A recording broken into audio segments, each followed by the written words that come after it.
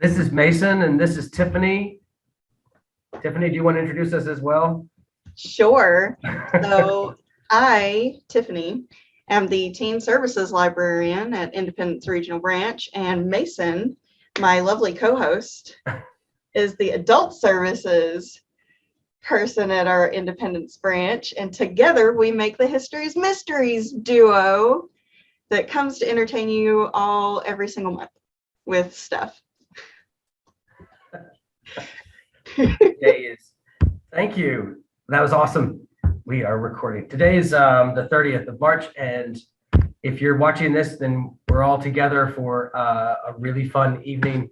Tiffany, in the chat, I want to say, first of all, we wanted to encourage everybody all through the program. We have the time for anybody just to hit the unmute button and contribute any personal insights or experiences, because our only contribution to this is everything that we've enjoyed learning. So if we can learn from you, that's ideal. That's the most welcome. That's the biggest welcome we can give. So share away at any time. Just don't forget to hit the unmute button to do so. And all right. In the chat, there's a few cool links that we'll point out as we get along, because there's some cool stuff to look at, to follow up on if you like. And that's all I've got to say. And with that, welcome to History's Mysteries. Tonight we are exploring the realm of the first peoples in what is now called North Carolina. The world that they remember seems far away, but it is this land underneath our feet and all around us, which was made fantastic in myth and legends by its true native stewards. We need to understand that it has only been North Carolina for a teeny tiny fraction of the human experience.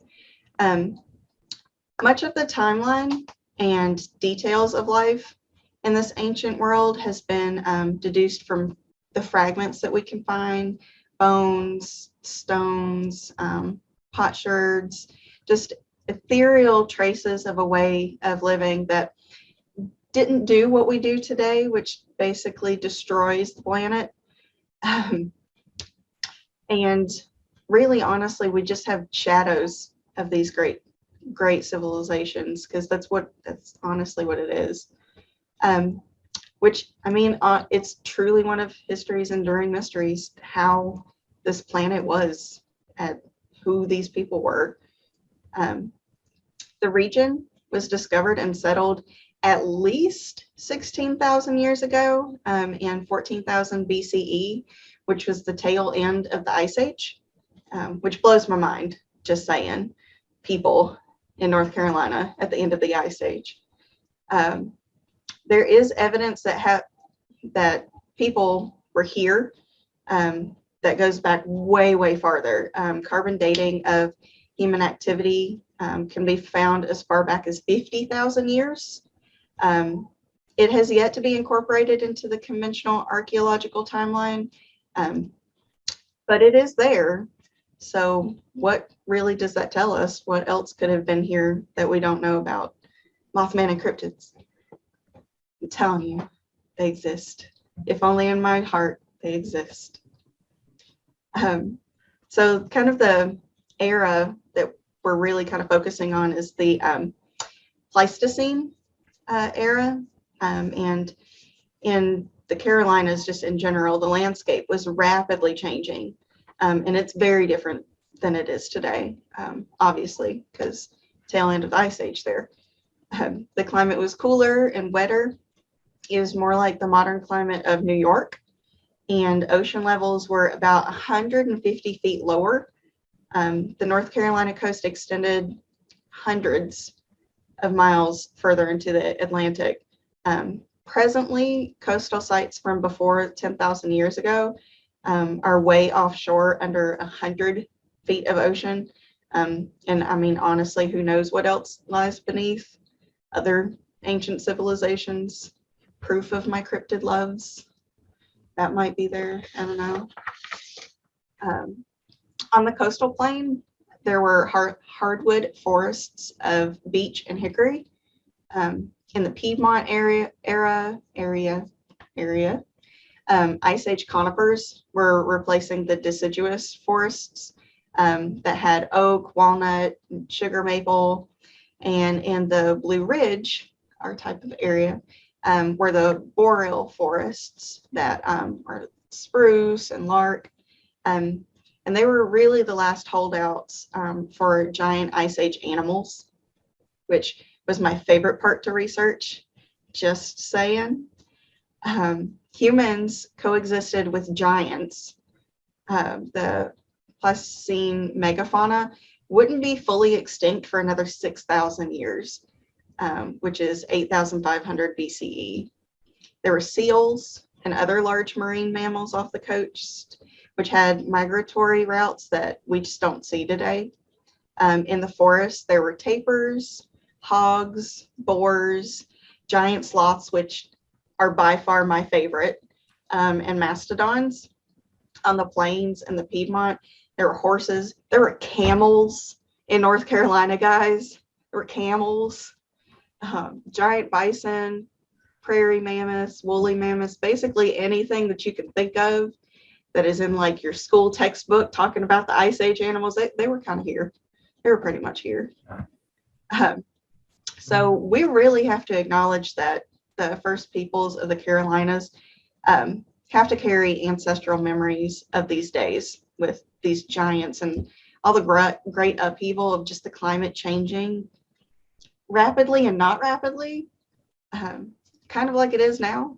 You can see it happening, but it's in increments. It was really a fantastic realm that could have given rise to some of our most beloved cryptids today. The landscape receded into a more familiar one, just like it looks today. Mason, I'll let you take it. I'll get off my cryptid rant. It's okay. Those are my favorite new understandings of the human condition, that we can remember those things, or that some people have a inheritance of a memory of these things. What we know about all of this is scattered remnants because of the nature of a hunter-gatherer foraging lifestyle. The periods from that we've acknowledged historically are the Paleo-Indian, Archaic, the Woodland period. These are all just names for a long timeline of human activity that we've found evidence for right here in North Carolina, from the coast to the mountains. In fact, one of the links that I sent, that we shared in chat, is the online virtual museum that UNC hosts and curates for all early First Peoples of North Carolina. As it said in the book that's published that goes along with that, everywhere you turn in this region, turning up underfoot, you'll find evidence that people have been traveling and trading and hunting and living and meeting all across North Carolina because of the geography of North Carolina and the climate. It's always been kind of a breadbasket. It's always been just isolated enough and just ideal enough that it had the time to develop some very distinct cultures and sustain them for a really long period of time. If you see these quotes that we've got up here, it's just content to share from some of our favorite resources. Some is prosaic or poetic about the nature of the experience, the way these people experience time and their balance with nature. If you can understand being in tune with the land and the water and the air and the animals, then you tell stories about the little people and their mercurial whims, subject to the nature of humanity. You can attribute certain things to giants, like the moody inexplicable twists of fate that wreak havoc on a human life could be attributed to giants, and the more benign could be attributed to little people, the spirits of the forest. All of this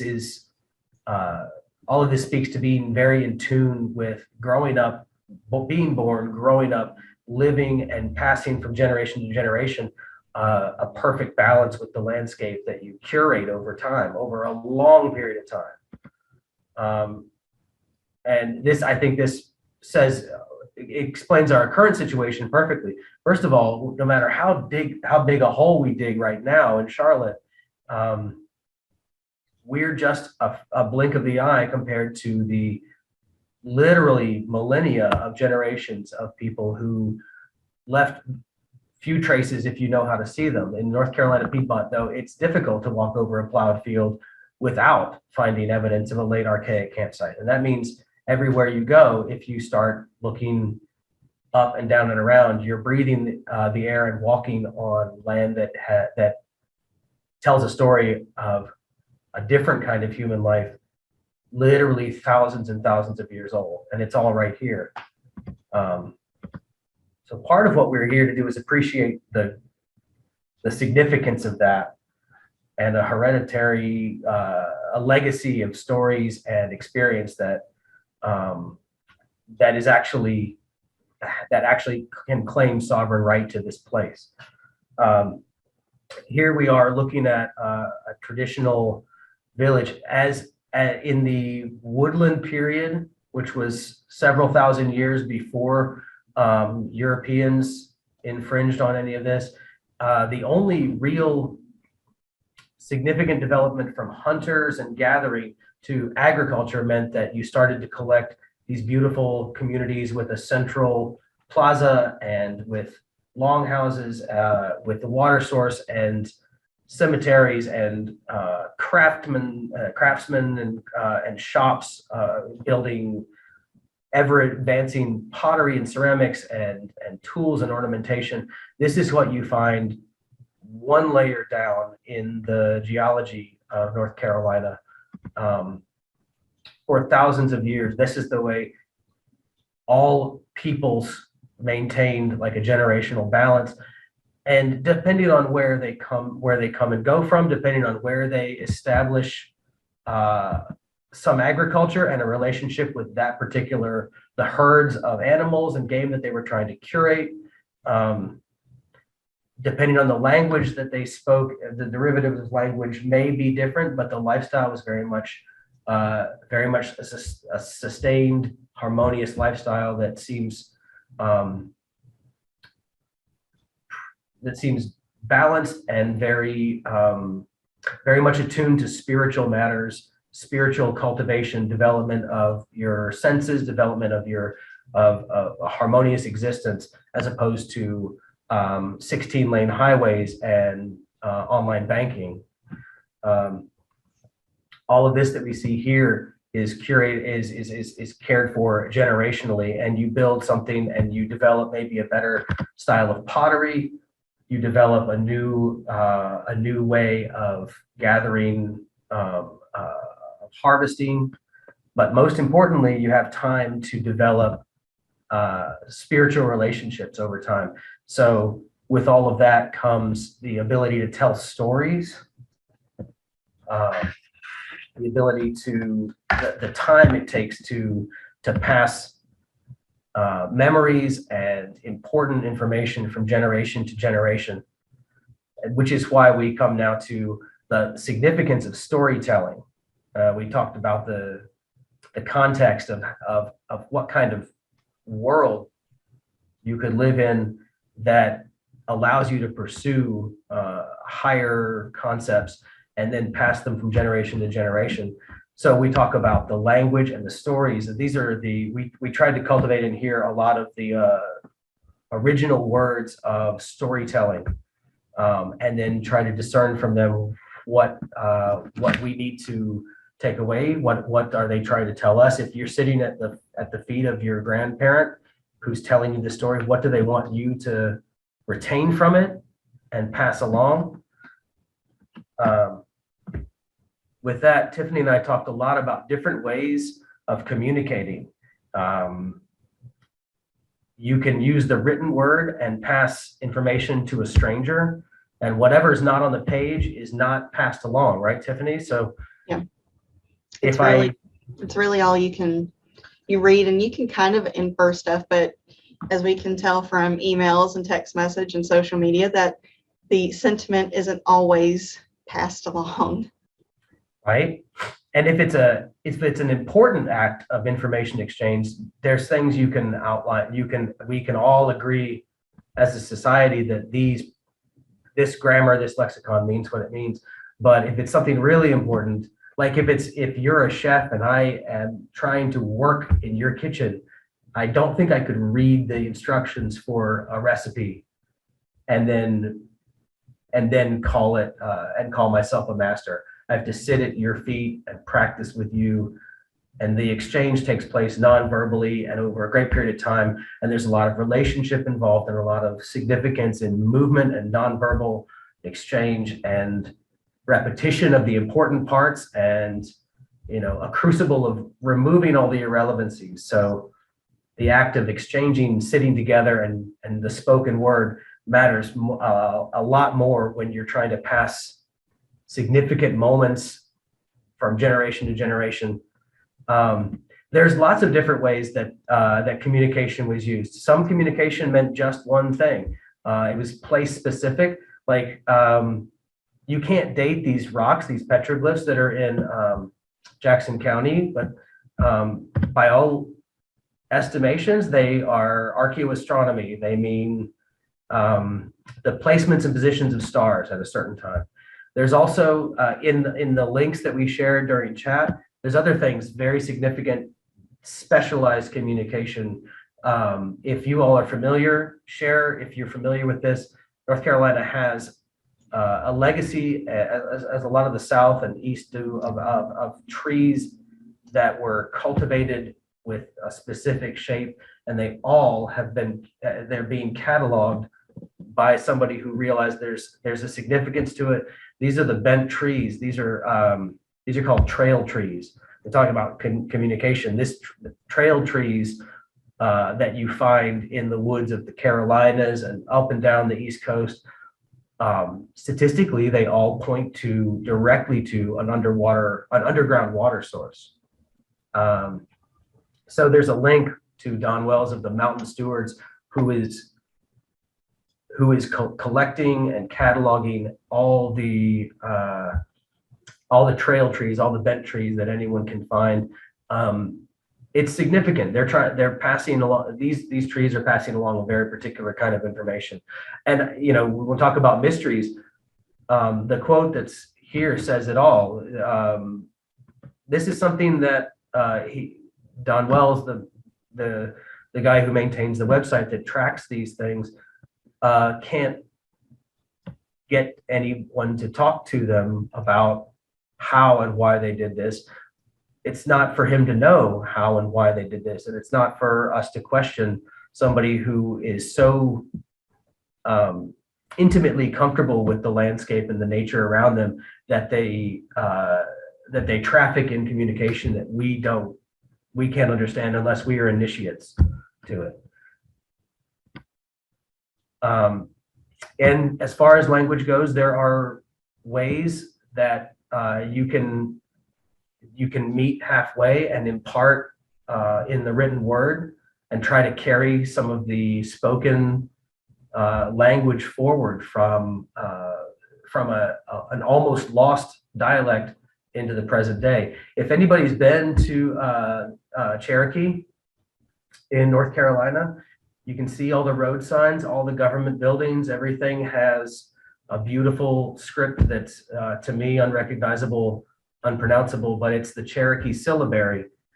This is a unique circumstance when one person decided to preserve some version of a spoken language just by creating a written syllabary, and it took him a long time. Sequoia took 12 years after working with and in military service with Europeans.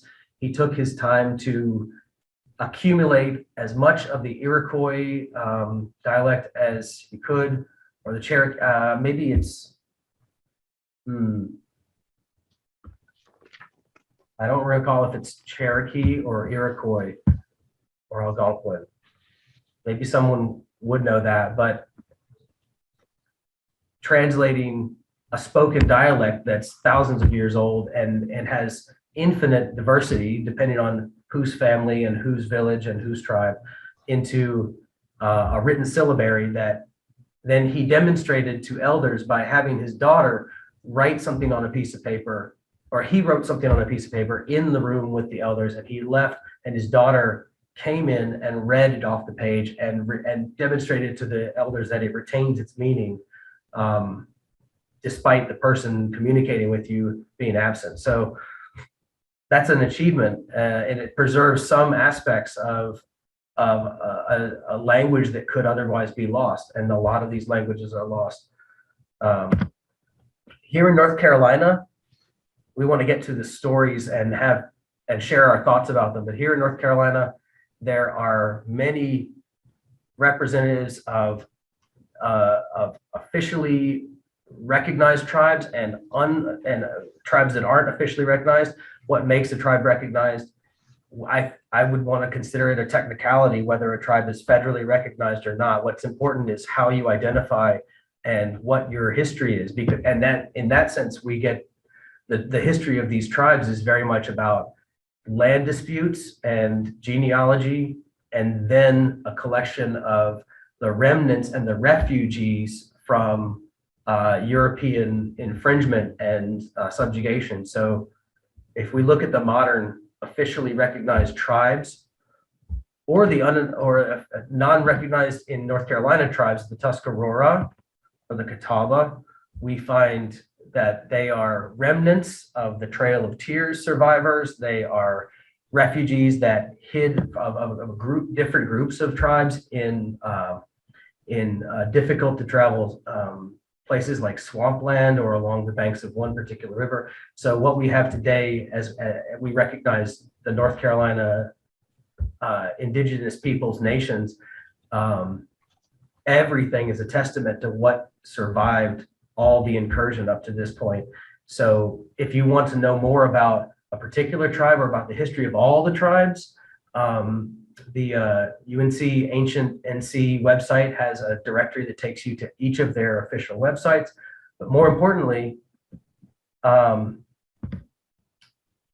you can understand what's happening right now. If you identify with a particular nation of First Peoples in North Carolina, there's a up-to-date, up-to-the-minute website called powwows.com that's maintained by somebody exclusively following and chronicling all the official cultural gatherings by date, by tribe. You can visit powwows.com and see photographs and videos and you can learn about the etiquette to attend a powwow. You can learn about the agenda and the itinerary and the speakers and their service to the tribe, their service to the United States. There's a lot of veteran celebrations. Powwows.com is a really wonderful resource to find out what's happening now. If you identify with a tribe and want to find out where to go, who to meet, these are links and directories that take you into the world of your ancestry. So it's an invaluable resource, but these are the 8 tribes of the Carolinas that are officially recognized, and the Tuscarora, who are vastly represented here, also in New York. But the Tuscarora people have members in the Haliwa Sapani tribe and in the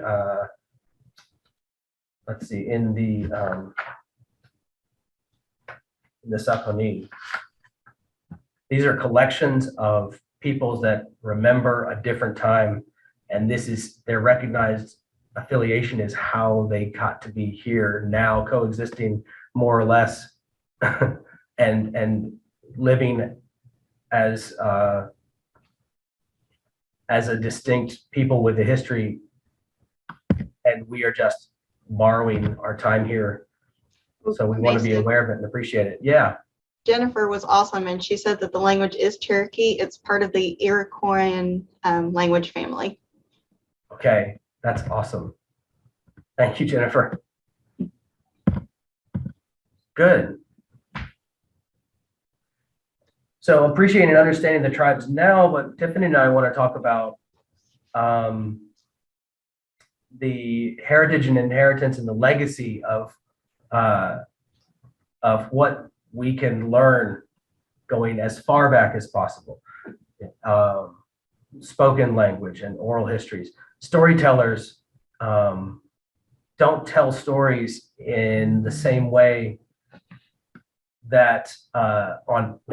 the same way on paper as they do when you're all gathered around under the moonlight or around a fire, and they don't focus on the same things on the page.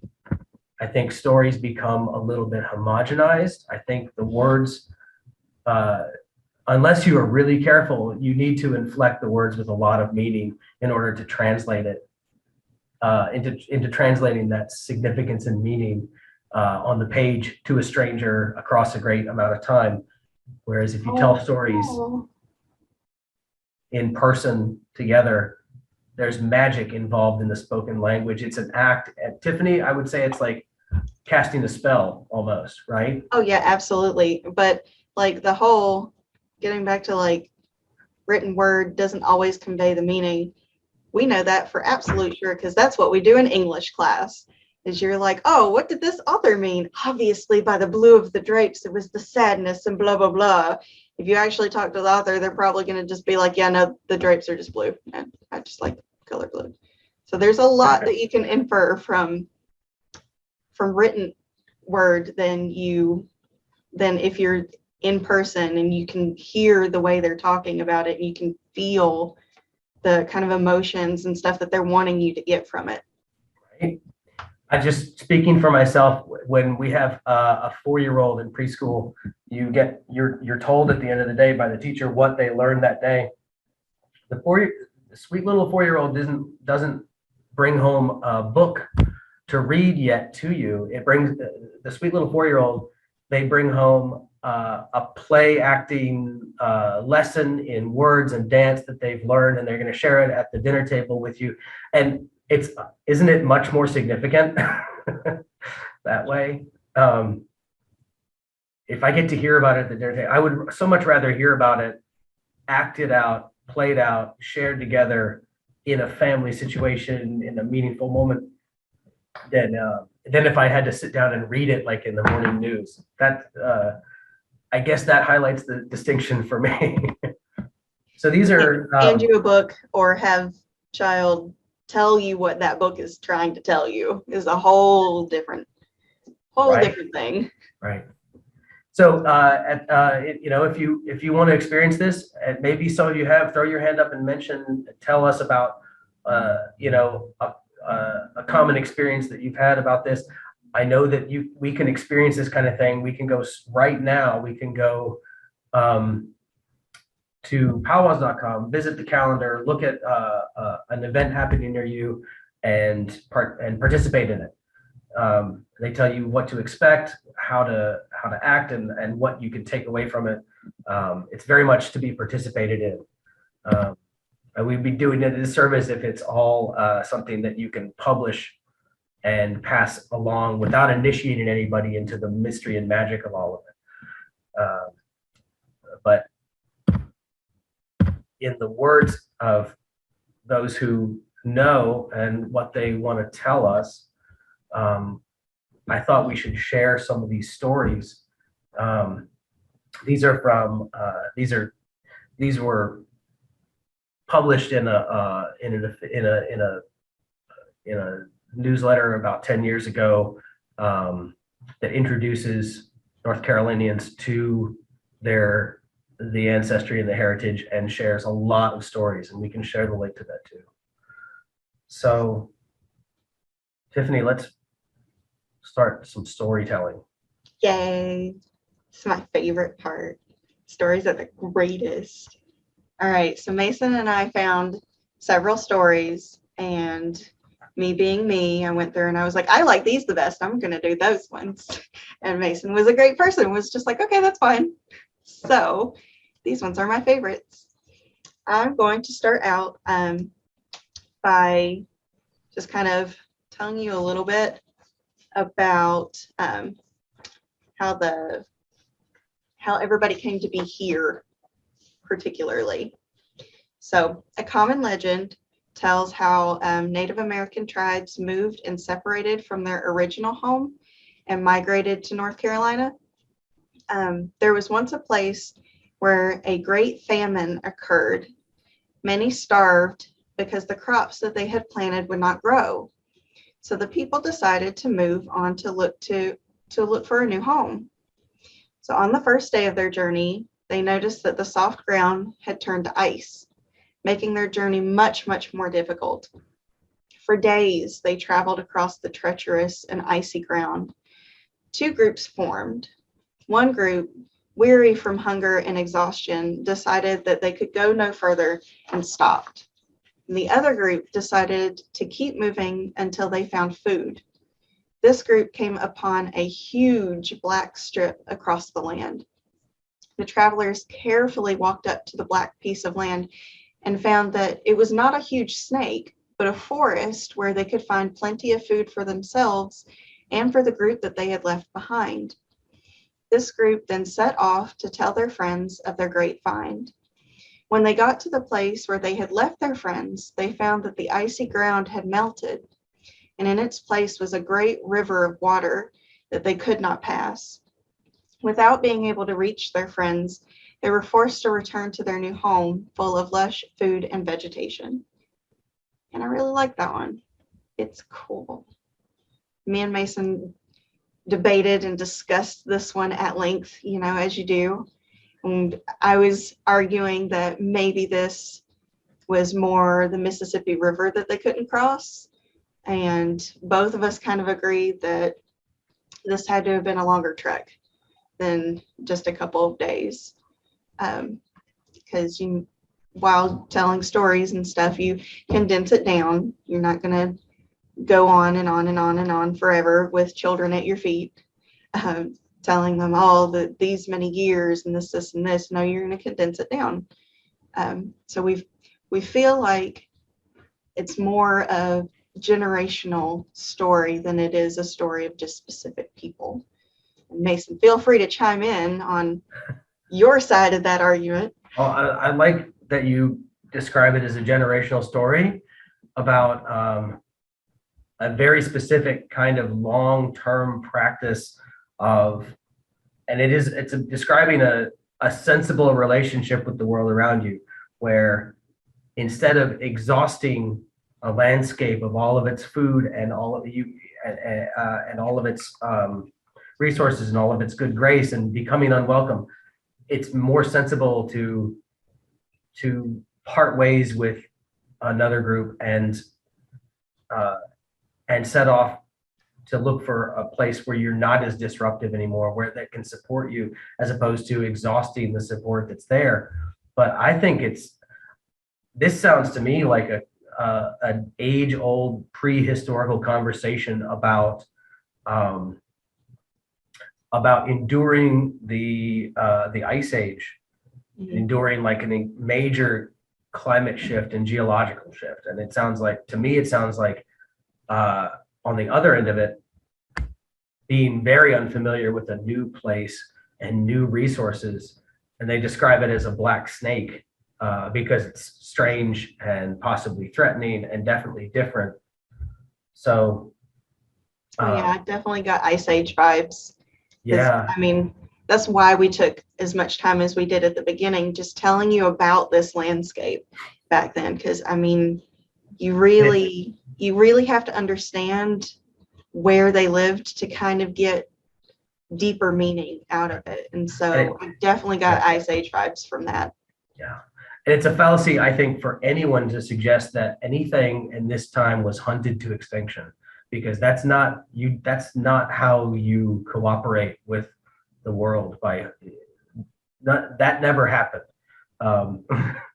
This is about maintaining relationships And if what you have to do to maintain a relationship with something that means so much to you is to sacrifice half of your group to move on and to part ways in order to maintain a feasible relationship as the world changes around you. This is why it's so important that we understand, like, there were human eyes watching the end of a great geological epoch, and they watched as the sea changed and the mountains changed, and they watched as great majestic animals said farewell and made room for a new ecosystem over the course of thousands of years. And it's interesting to sum that all up in a short story. But as Tiffany told that story, there's things I remember about it without hearing it more than once. Leaving a place that's no longer, that we can't coexist and be charitable towards, in favor of a new place, no matter how strange it is. It's a story of climate refugee, I think. So Tiffany, do you want to read this next one? Yeah. Okay, I like this one a whole lot, guys. This one's cute, I guess is an interesting word of describing, but I really, really like it. So this is how the Milky Way came to be. A long time ago, when the Earth was young, there was only a few stars in the sky. It is said that the stars in the sky now were left there by an enormous spirit dog. People dried and ground corn, and it was stored in baskets to make cornmeal, to make bread for the winter. One morning, an old man and his wife awoke to find that someone had stolen their cornmeal. They became upset that a thief would come and take their food supply. So they looked, and then they saw giant paw prints. Immediately, the couple went to the village and told their people of the missing cornmeal and the giant paw prints. The people of the village believed that those paw prints belonged to a large spirit dog, and everyone agreed that they should keep the spirit dog from returning. Next time the spirit dog came around, they would scare it away. The village people searched all day for any item that would make noise, rattles, drums, anything. And as darkness fell, an enormous dog came down from the sky. The dog landed near the baskets and began to eat the cornmeal by the mouthful. And people jumped out of their hiding places and began beating their drums and shaking their rattles and making as much noise as they possibly could. They made so much noise that it sounded like thunder, and the giant dog was startled and frightened and ran away. And the people of the village continued to make noise as they chased the dog down the path up a hill. And once it reached the top, the dog jumped into the sky with the cornmeal spilling out of its mouth. The dog continued to run across the night sky until it vanished from the people's sight. But the cornmeal that spilt from the dog's mouth made a path across the sky, and each grain of cornmeal became a star, and the trail of stars became what we now know as the Milky Way. So yeah, I love that one. It's real cool. That's a beautiful one. I like it. Can I chime in and say I like that this story prefaces with people being there before the Milky Way, before the heavens were established. There's still a village to see the shaping of the land and the sky and the world. And there's a lot about, when we look at the ontology of these stories, about a time when all animals contributed in massive ways to the shaping of the world, right? Like, in fact, the first great council that made decisions about the way the world would be was animals, people by animals who decided on the shape of the land and the sky, and some of the debates and mischief that happens in that world sets the stage for people to come later and follow. But it was always the animals that contributed to the shaping of the world, and it's people who were there to witness it they're telling us a lot about what parts of the world they saw Mm. as it unfolded, right? And I just This love is how Cherokee, much by the way. animals play a part in it. So, I mean, Yeah, animals were here before us. They're going to most likely be here after us. right. They are part of this world in a way This is that we a don't recognize. this is a Cherokee for where the dog ran. It's Iliud Shobstanoi. I was going to try it, and then I was like, oh no, my mouth can't form regular English words. So I'm going to let you take that one. I practiced it. It's a beautiful script. It sounds beautiful when you find this spoken. The audio version of this language, if you can find it online, is really something to hear. And it talk about learning to think a different way about everything. You can start anywhere and find a gateway into someone else's experience if you just remember we're just here to learn. All right, Jason, tag your it on the stories. Okay. So there is we do have to touch on, this is a story about how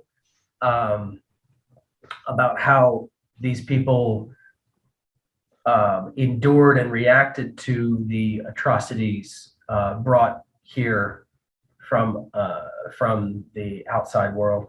So the legend of the Cherokee Rose is, as far as we is about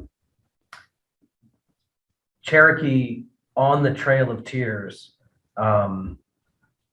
This is along the Trail of Tears when the elders prayed to the heaven dweller Galiv Ladiehi because of their despair and endurance of this atrocity and tragedy.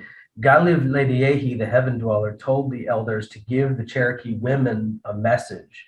They said to them, "In the morning, look back along the trail, and where your tears have fallen, I will cause a plant to grow. The plant will have 7 leaves to represent the 7 clans of the Cherokee. In the middle of the plant, there will be a white rose with 5 petals. In the center of the rose will be a small pile of gold. This represents the white man's greed for the gold on the Cherokee's land. And this plant will be strong and will have thorns on all the stems to protect it." So said Galiv Ladiehi, the heaven dweller. And the next morning, the elders gave the women this message. And as the women looked back, they saw the plant growing quickly, covering the trail and blossoming before their eyes.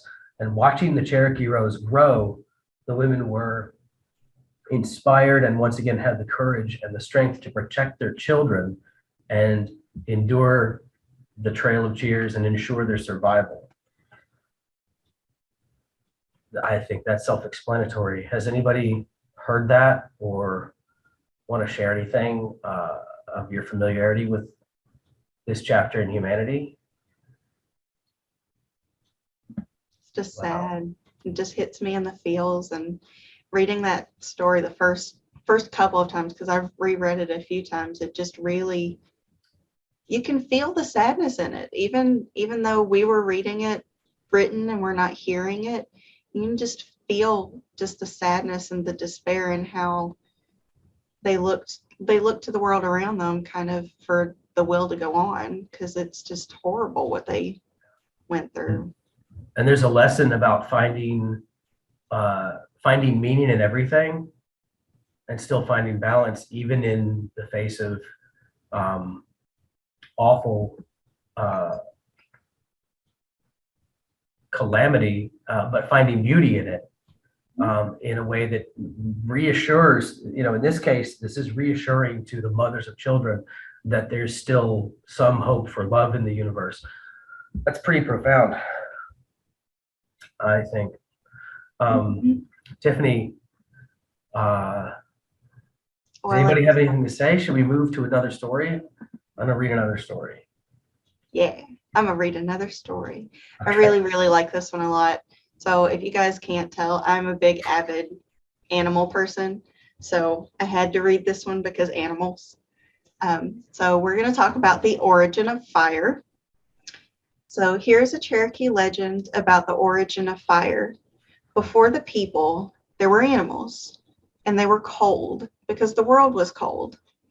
One day, the Thunders, who lived in another world behind a great sky arch, decided to give fire to the earth, and they directed lightning down to a small island surrounded by a deep, vast body of water, where lightning set a fire in the bottom of a hollow tree. The animals, shivering in the dark and cold, could see the smoke issuing from the island, but they could not get to the island to get the fire, just because they couldn't cross the water. The animals got together for a council to figure out how to get the fire, and all the flying animals and all of the swimming animals were eager to be chosen to bring the fire back from the island. First, the raven said, "Let me go, for I am big and strong." And the raven flew with his white wings high in the air and all the way across the water. But the raven could not figure out how to get the fire home. He was thinking about it, and the heat of the fire burned all of his feathers and turned them black. And from then on, Raven was no longer a white bird, but the blackest of the blackbirds. And frightened, he flew back home without any fire. Next, Screech Owl took his turn. He flew to the tree on the island, and when Screech Owl looked into the tree at the fire blew up in his face and scorched his eyes. And now the Screech Owl always has red eyes. So the Screech Owl gave up and flew home. The next birds to dare a visit to the island were the horned owl and the hooting owl. They went together for safety, but smoke came up and they could not see. Ashes blew into their faces and surrounded their eyes with white circles, which can even be seen today. The horned owl and the hooting owl gave up and flew home. After that, all of the birds said that no birds could bring fire, and no birds tried. Then the little snake tried to swim to the island and slithered to the tree. The little snake went to the hollow tree with the hole near its base, but the smoke and the heat scorched his back all black, and he had to thrash around to dodge many hot spots. Even today, Little Snake is all black and thrashes around as if to escape a tight spot. The little snake returned without fire, and Big Snake, who climbs, swam to the island and climbed up the tree, but he fell in and he too became black as night from being scorched by the heat. So Big Snake is now known as the Great Black Snake, and his coal black children are all over the world. By that time, the animals were very discouraged, but they were all still freezing cold. They knew that someone had to go to the island who could succeed in bringing out the fire. Finally, Water Spider offered to go. Water Spider can run on top of the water or dive down to the bottom, so she could cross the lake, but as everyone knows, she is very tiny. So the animals asked her, how could she possibly bring back enough fire? She replied, "I'll manage that just fine." And she wove her spider silk into a bowl and bound it to her back. She skittered and dived all the way to the island, and when she arrived there, she put a coal of fire in her bowl. Then Water Spider walked back across the lake to the animals, and from then on the world had fire, and the animals were warm, and people grew up on the land who used fire for many things, and the Water Spider still uses her bowl. I like that one a lot. The origin of fire covers the whole council of animals, right? It does. Wow. They were very sure of themselves that they could do the thing, and it was very clear that they could not do the thing. And I love that it was the smallest that could do it. And I think that that's a good theme that kind of runs throughout a lot of folklore, not just here, but in a lot of different cultures, that it's not always the biggest and the strongest that can do these things. It's the small people too. So I like it. Yeah. These stories are all rich with the personality, like individual personalities of each character. Each animal is a specific charismatic entity that through some decision early on in the course in the universe, it determines the animal shape and how all of its descendants look and behave. Like the story of the possum and how it got its tail is really funny, because it describes a bad haircut that the cricket gave it. And it faints and smiles when it realizes that it doesn't get to show off its beautiful tail at the party. I mean, that's the story of the possum. It's a beautiful story about a beloved creature.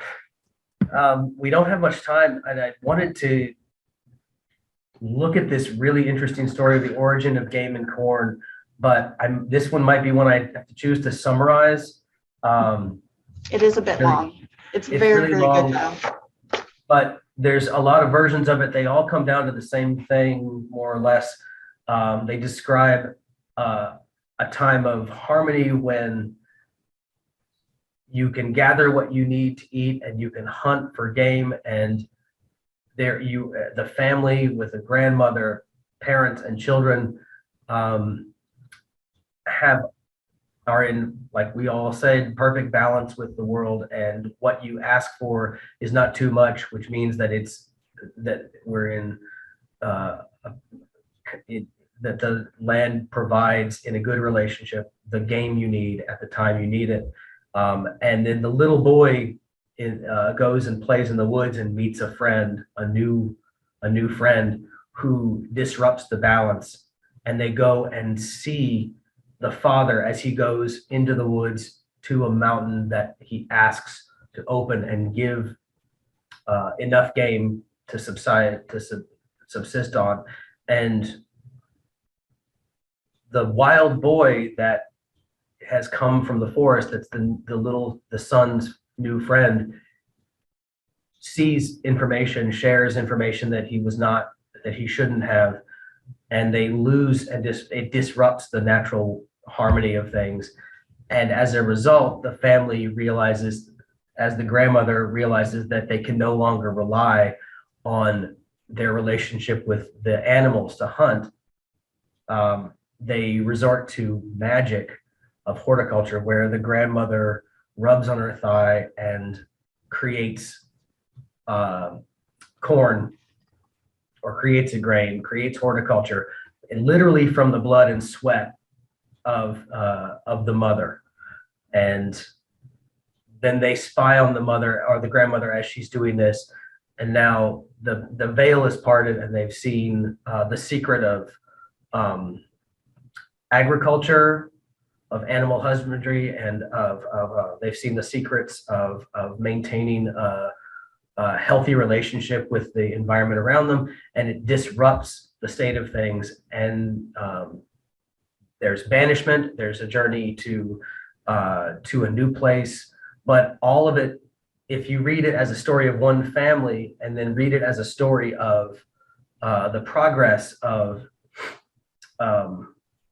humanity discovering one thing at a time, and then getting a little upset in the balance of things, and being forced to adapt to a new diminishing returns environment, and starting the cycle of traveling to a new place.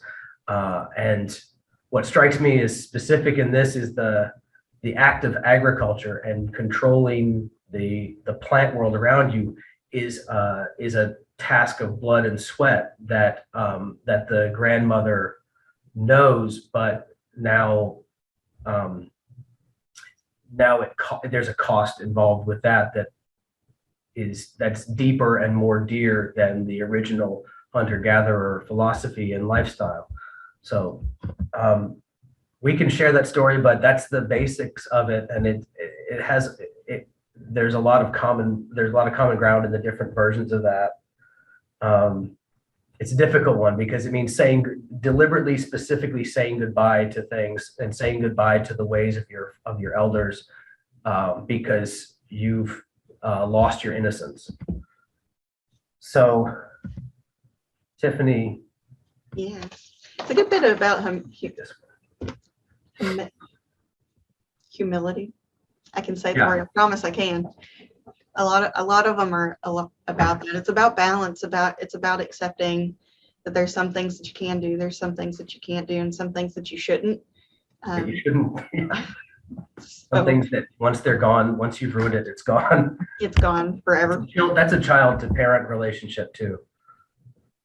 I bet you would know about that.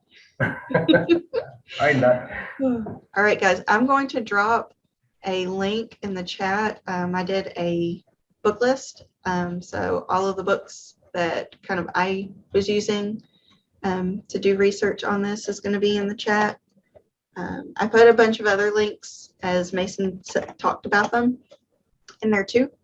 If you want to do some further research, because Lord, there's so much, we could probably make a whole series on how amazing these people are and their stories and gosh, pretty much everything. You could do a whole series on it. Mm. Yeah. So Yeah. I think that's about all we have time for. Yeah, we're coming up at 7 o'clock. These are the other stories we were prepared to share. The story of the Waccamaw Siouan people, the people of the falling star, was about, and again, about the shaping of the world through acts of the heavens that we can't imagine being here for, but they were here and witnessed, and we deferred to that experience. The rabbit and the man in the moon is an interesting story about a rabbit chasing and catching the man in the moon and bringing about major change in the weather. But it's about a rabbit and his grandmother, and he shouldn't have caught the man in the moon. And then he released it. It's about how the rabbit also doesn't really like bright lights very much anymore. I mean, if you're that close to the moon shining super crazy close to your face, I could imagine that. I would like to act out all these stories with my. Oh, sure. So we have gotten a request for the stories that we didn't get to. Oh, yes, absolutely. Don't know if We you've got would a love good to centralized share. link for it. Yeah, we can share with anybody that received this email. We would love to do that. Thanks for asking. Absolutely. That's a good question and a really good share. We can take the ones that we were going to read, put them in a separate document, and then send it to everybody. I think I would love to do that. I'll send all the stories and everything else attached to this, because it's something that anyone can follow links and learn from.